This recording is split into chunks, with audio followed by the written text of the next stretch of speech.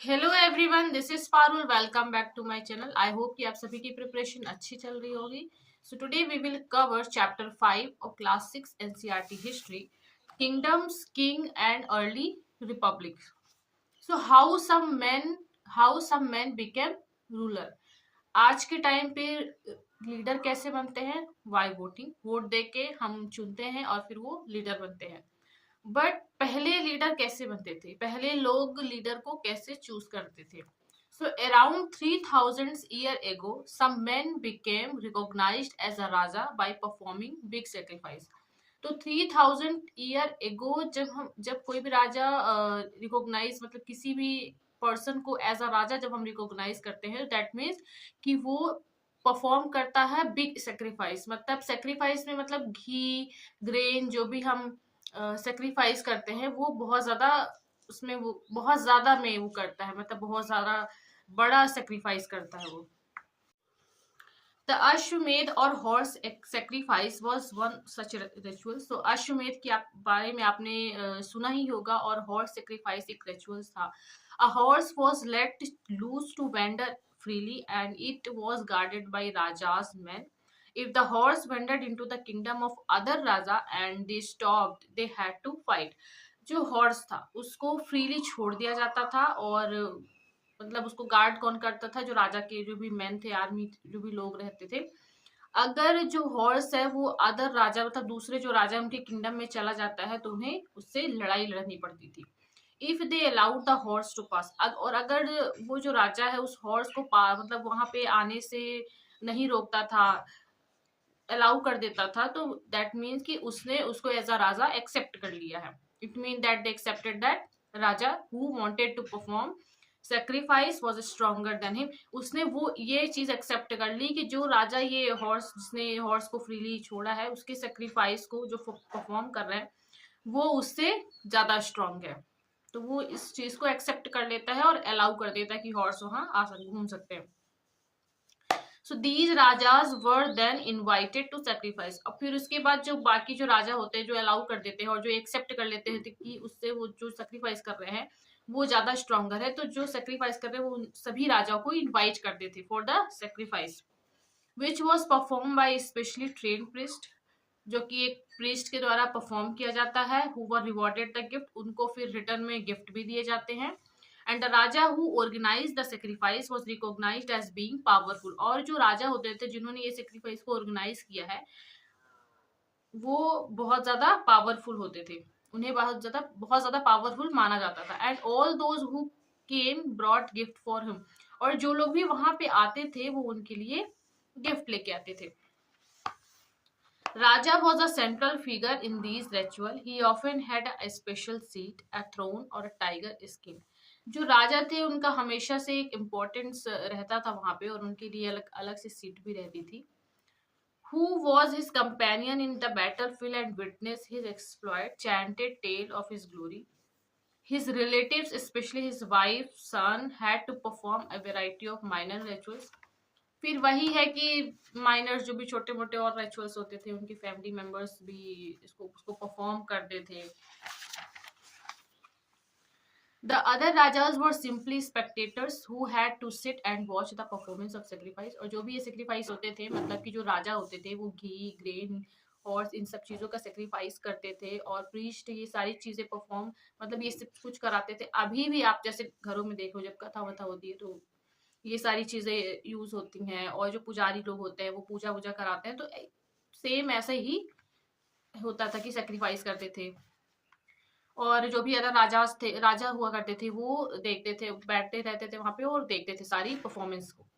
Priest perform the rituals including the sprinkling. तो ये तो आप देखे ही होंगे कि जब परफॉर्म किए जाते हैं, प्रीस्ट जब परफॉर्म करता है तो जो राजा होता है उसको ऐसे जल से मतलब स्प्रिंकल यानी छिड़कते हैं। और उसी तरह जो राजा होते थे उनके ऊपर भी ऐसे जल से छिड़काव करते थे।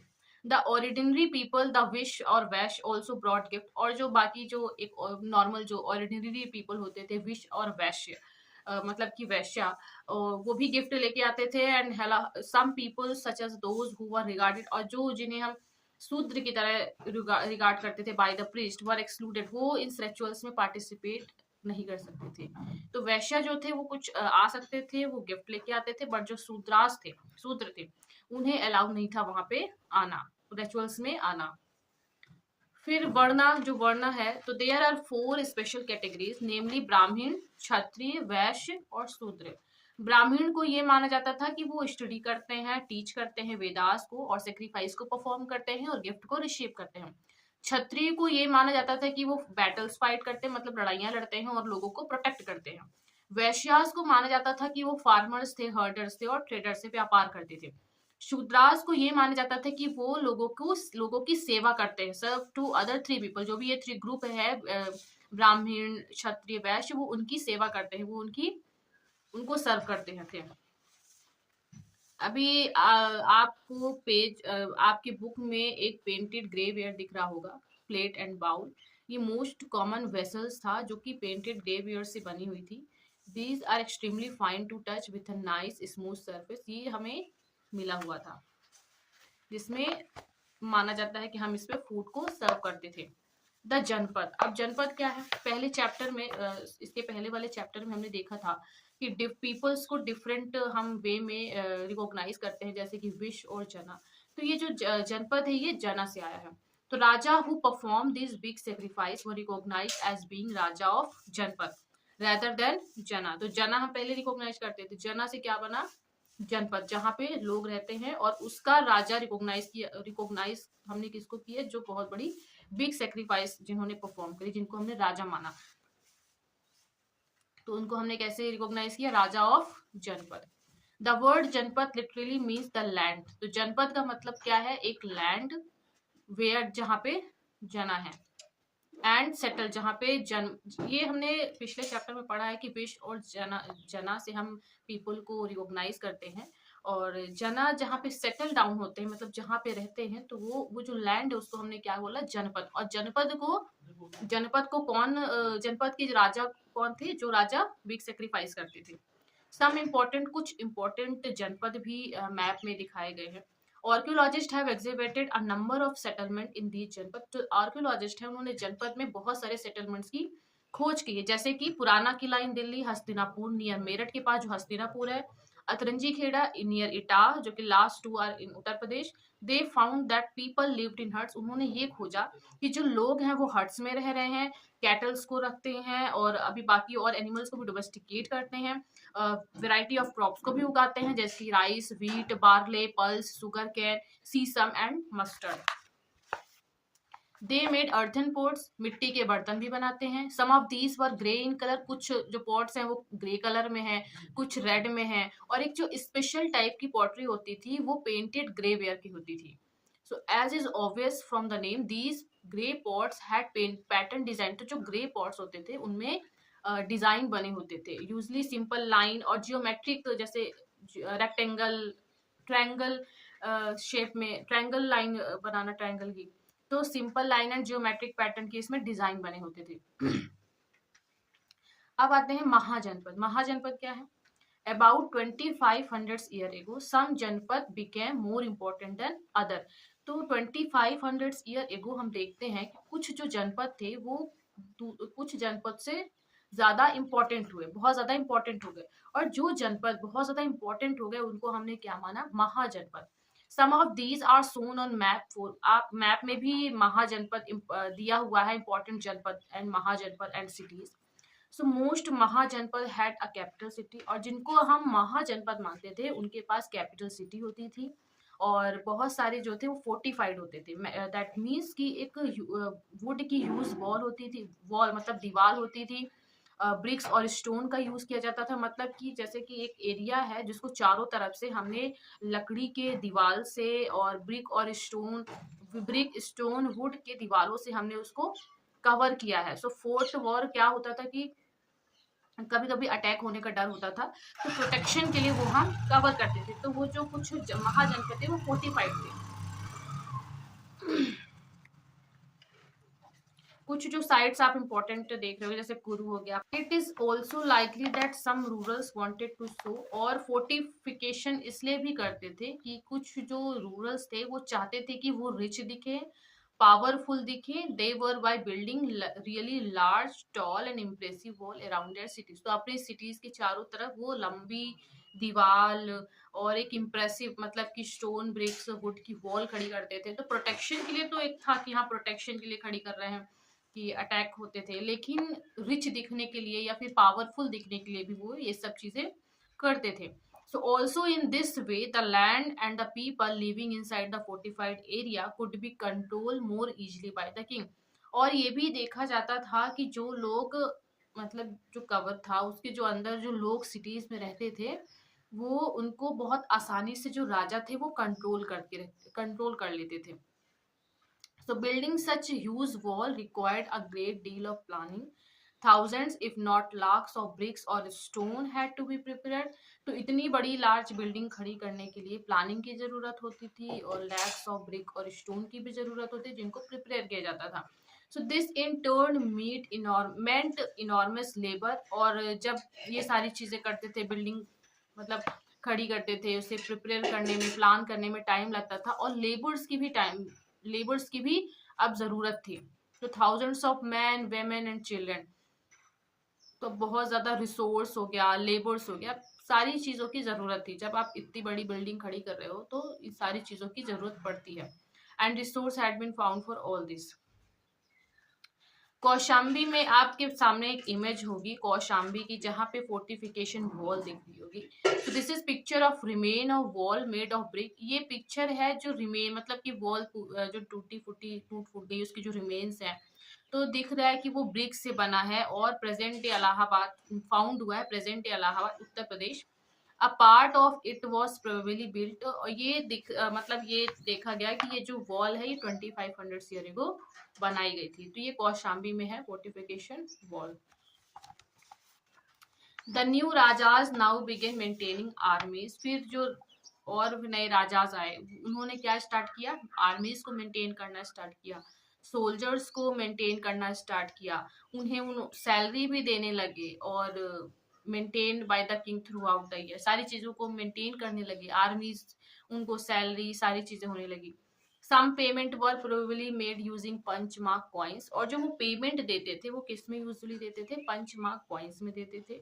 और पंचमार्क कॉइन्स के बारे में चैप्टर 8 में अच्छे से हम पढ़ेंगे। अब आता है tax. So as the rural of mahajanapada for building huge fort maintaining big army. तो जब आपने भी देखा कि जब बिल्डिंग्स बना रहे थे जो महाजनपद के जो रूरल्स किंग जो भी थे वो जब बड़ी बड़ी बिल्डिंग्स बना रहे थे फॉर प्रोटेक्शन ऑफ पीपल। सो अब उनको एक प्लानिंग की भी जरूरत पड़ रही है। और जब इतना बड़ा ह्यूज फोर्ट बिल्ड कर रहे हैं तो प्लानिंग्स की भी जरूरत पड़ रही है, लेबर्स की भी जरूरत पड़ रही है और मैं रिसोर्स की भी जरूरत पड़ रही है। सो दे नीडेड ऑफिशियल। तो उन्हें ये सब चीजें कैसे होंगी, तो उन्हें चाहिए होगा वेल्थ। तो अब वो क्या करेंगे, टैक्स को कलेक्ट करना स्टार्ट करेंगे, क्योंकि instead of depending on occasional gift brought by people as in the case of the Raja of Janpat, they started collecting regular tax। जो भी उन्हें लोगों से गिफ्ट मिलते थे वो काफी नहीं थे, उन्हें अब टैक्स कलेक्ट करना उन्होंने स्टार्ट कर दिया था। तो टैक्स किस किस वे में लिए जाते थे, तो टैक्स ऑन क्रॉप्स में टैक्स लगाए जाते थे, क्राफ्ट्स पर्सन में टैक्स लगाए जाते थे, हर्डर थे वो टैक्स को पे करते थे कैसे, एनिमल्स के उस पे। और एनिमल्स जो जैसे काऊ से दूध मिल रहा है तो वो जाके फिर वो राजा को देंगे। तो एज अ एनिमल और एनिमल प्रोड्यूस पे टैक्स लगता था। जो भी व्यापार करते थे लोग उनके गुड्स पे टैक्स लगता था, उनको गुड्स देना पड़ता था। जो भी हंटर एंड गैदरर्स थे वो जो भी फॉरेस्ट से फूड कलेक्ट करके लाते थे उस फ्रूट्स का कुछ हिस्सा, प्लांट्स जो भी वो लाते थे उसका कुछ हिस्सा उन्हें एज अ टैक्स देना पड़ता था। तो hunter and gatherers had to provide forest produce to the raja. So tax किस वे में लगता था, tax on crop, tax on crafts person, herder paid tax as animal and animal produce, tax on goods through trade, hunter gatherers had to provide forest produce to the raja. अब agriculture में क्या बदलाव आया, so there were two major change in agriculture around this. One was a growing use of iron plough. तो पिछले chapter में हमने पढ़ा था कि जब लोग एग्रीकल्चर करते थे तो वुडन प्लाउ का वो यूज करते थे जिससे वो सीड्स को बोते थे। बट अब वो क्या, कौन सा चेंज आया, अब वो क्या करने लगे, अब वो आयरन प्लाउ का यूज करने लगे, वुड की जगह आयरन प्लाउ का यूज करने लगे। सो दिस मीन्स, मतलब कि इन्होंने ये देखा कि वुडन प्लाउ से जो आयरन प्लाउ शेयर है वो बेटर है, तो उन्होंने वुड की जगह आयरन का यूज करना स्टार्ट कर दिया ताकि वो ज्यादा से ज्यादा ग्रेन को उगा सके, ग्रो कर सके। So some people began transplanting paddy. This meant that instead of scattering seeds on the ground from which plant would sprout, sapling were grown and then planted in the field. This led to increased production as many more plants survived. अब हम मगध का एक closure look लेते हैं। Find Magadh, Magadh के बारे में आपने थोड़ा बहुत पिछले चैप्टर में पढ़ा भी था। द फाइंड मगध और map 4, Magadh became the most important mahajanapada. तो जो मगध है वो अब आके एक बहुत इंपॉर्टेंट महाजनपद बनता है। मेनी रिवर्स जैसे कि गंगा, सोन मगध से फ्लो करती हैं। दिस वॉज इम्पोर्टेंट, जो मगध था वो इम्पोर्टेंट था फॉर ट्रांसपोर्ट के लिए, वाटर सप्लाई के लिए, और वहाँ की जो लैंड थी वो फर्टाइल थी। Part of Magadh were forested, कुछ जो पार्ट मगध का वो फॉरेस्टेड था, मतलब कि जंगली एरिया था जहाँ पे एनिमल्स रहते थे और जिन्हें वो कैप्चर करते थे और आर्मी में यूज करते थे, ट्रेन करते थे। और फॉरेस्ट से ऑल्सो वो वुड लेके आते थे जिससे वो घर बनाया करते थे, वहाँ के लोग कार्ड्स बनाते थे। और बिसाइड इन सब के अलावा these were iron ore mines in the region, वहां से उन्हें आयरन ओर भी मिलता था and that could be tap to make strong, जिससे वो मजबूत टूल्स और वेपन्स बनाया करते थे। So Magadh had a two very powerful rural, जो मगध था वहां पे उनको दो बहुत पावरफुल रूरल थे वहां पे, बिम्बिसार और Ajatashatru. who used all possible means to conquer other जनपद, जिन्होंने बहुत पूरी कोशिश अपनी लगाई कि दूसरे जनपद को कैसे कैप्चर कर लें, कॉन्कर किया। सो महापद्म नंदा जो एक थे बहुत ज्यादा इंपॉर्टेंट रूरल थे, अब उन्होंने ही extended his control up to the north west part of the subcontinent. तो नॉर्थ वेस्ट पार्ट की तरफ भी उन्होंने कंट्रोल किया। एंड राजगृह जो है प्रेजेंट डे राजगृह इन बिहार, ये मगध की कैपिटल बनी। बाद में मगध की कैपिटल शिफ्ट कर दी गई पाटलिपुत्र, जो कि प्रेजेंट डे पटना में है। तो मगध बहुत इंपॉर्टेंट महाजनपद था जिसमें गंगा सोन नदियां बह रही थी, इंपॉर्टेंट थी for important transport, water supply, और यहाँ पे लैंड फर्टाइल लैंड था। मगध का कुछ हिस्सा फॉरेस्टेड था जहाँ पे एलिफेंट्स रहते थे, एलिफेंट्स को कैप्चर करके वो एज अ आर्मी यूज करते थे, वहां से वुड लाके वो घर बनाते थे। आयरन और वहां से उनको मिला जिससे वो टूल्स और वेपन्स बनाते थे। तो ये सारी चीजें आपने पढ़ी। इंपॉर्टेंट वहाँ पावरफुल रूरल थे बिम्बिसार और अजातशत्रु, जो कि अदर जनपद को कॉन्कर करते थे। महापद्मनंदा बहुत इंपॉर्टेंट रूरल थे जिन्होंने अपना जो एक्सटेंड किया, मतलब जो उनका कंट्रोल था उसको और बढ़ाया, कहाँ तक, north west part of the subcontinent. Rajagriha जिसको इन्होंने कैपिटल सिटी बनाया और उसके बाद लेटर शिफ्ट कर दिया पाटलिपुत्र में। सो more than 2300 year ago a ruler name Alexander, 2300 year ago अब एक अलेक्जेंडर नाम के रूरल आते हैं जो कि मैकेडोनिया इन यूरोप में रहते हैं। सो वो क्या वर्ल्ड कॉन्करर बनना चाहते थे, मतलब पूरा वर्ल्ड का जीतना चाहते थे, कॉन्करर बनना चाहते थे।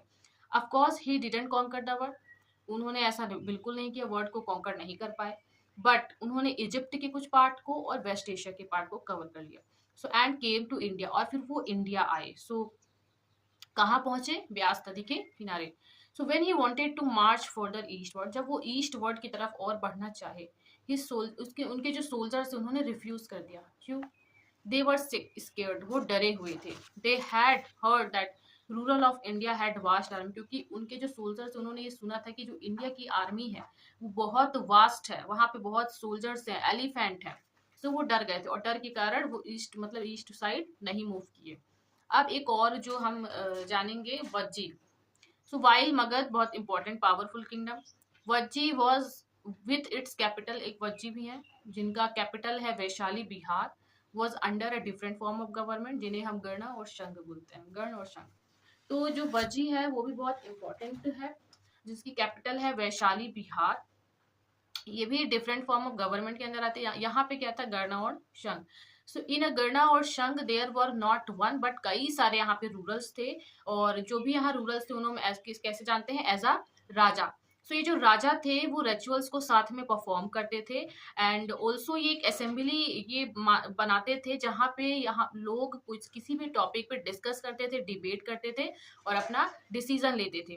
सो फॉर एग्जाम्पल अगर एनिमी के द्वारा किसी दुश्मन के द्वारा उन्हें अटैक कर दिया गया है, तो वहां पे वो असेंबली बुलाते थे, फिर सारे जो भी लोग मिल के वहां पे डिस्कस करते थे और ये सोच मतलब ये थ्रेट जो भी बारे में हुआ, जो भी अटैक हुआ उसके बारे में डिस्कस करते थे और वॉर एंड पीस के बारे में बात करते थे। हालांकि जो वेमेन है दास एंड कामकार्स, उन्हें वो असेंबली में वो पार्टिसिपेट नहीं करते थे। वुमेन्स हो गई, दास हो गए, कामकार्स हो गए, कुड नॉट पार्टिसिपेट, वो वहां पे असेंबली में पार्टिसिपेट नहीं कर सकती थी। सो ये जो वज्जी के बारे में जो हमने पढ़ा, ये हमें कहाँ से मिला है? एक फेमस बुद्धिस्ट बुक है दीघनिकाया, वहां से हमें इसकी इंफॉर्मेशन मिली है, which contains some of the speeches of Buddha. These were written down about 2300 years ago.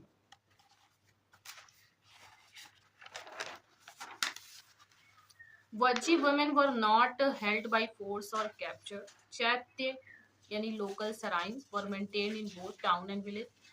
Wise saints who followed different beliefs were respected and allowed to enter and leave the country freely. राजा और powerful kingdom try to conquer the sangha, जो राजा थे जो कि powerful kingdom थे वो संघ को कॉन्कर करना चाहते थे, कोशिश करी थी। This lasted for very long time, बहुत लंबे समय तक चला। When the last of the गण और संघ, जो लास्ट ऑफ द जो गण संघ थे उसको किसने कॉन्कर किया था? गुप्ता रूरल ने कॉन्कर किया था। अबाउट हुम, और जिनके बारे में हम चैप्टर 9 में पढ़ेंगे।